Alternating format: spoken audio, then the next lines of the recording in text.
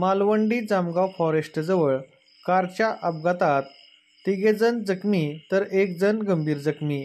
माढा ते वैराग रोडवर मालवंडी जामगाव फॉरेस्टजवळ आज शुक्रवार दिनांक 19 जुलै रोजी दुपारी 3 वाजण्याच्या सुमारास हळदुगे तालुका बार्शी येथील कारचा अपघात झाला। या अपघातामध्ये 3 जण जखमी झाले आहेत तर 1 जण गंभीर जखमी होऊन बेशुद्ध पडले आहेत। अपघातानंतर गाडीचा ड्रायव्हर फरार झाला आहे।